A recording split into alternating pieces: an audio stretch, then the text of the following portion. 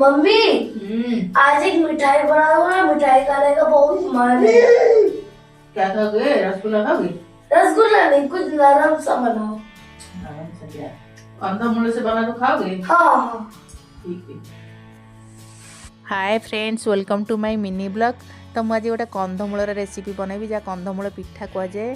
Actually पुओ को खाया को मिठा बहुत इच्छा था, तो से कहूला मामा किसी मिठाई बना मु खाइबी। तो मुझे कहली कौन रसगोला खाइबू? कहला नाई रसगोला खाइबिनी। से कंदमूल पिठा खाया को बहुत बढ़िया लगे ताकू।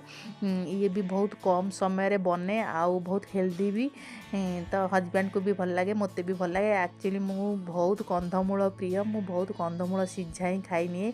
एठी तो कंदमूल पोड़ारे मसला देकी बनाते, मत से सब जिनस एत खास लगे हेले मत कंदमूल सीझा बहुत बढ़िया लगे। मु छोट बड़े बहुत खाए, धान हांडी बसव से सीझेकी भी खाए।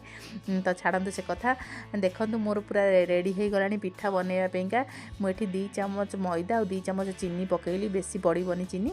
तो ये मोर पूरा पिठा भाया गोल गोल टाइप मु बनईदेली, छोट छोट टाइप। तो ये मुझे तेल फ्राए करी, बेसी तेल छणा हेनी, तो हल्का फ्राए हम। आमर जमी कखारु फूल पिठा सेका हुए सेमती टाइप सेका टाइप हम। आ बहुत बढ़िया लगे, हेल्दी भी। छोट छुआ को देवे खाया को बहुत पसंद करेंगे छोट छुआ। तो ये मोर पूरा बनीगला सुंदर भाव में। देखूँ आ मो पुओ को खाया को देदेवी, देखा पुओ कौन कौन एमती सी बहुत थर खाई आगुरी, ताको बहुत पसंद। तो मोर ये सबुतिक पिठा मु गोटे गोटे थर करके सब बनईदेली। आठी मत पुओ भी खाई कहला बहुत बढ़िया है, झील भी खाईदेला। तो रोचे सांग मैंने, बाय बाय।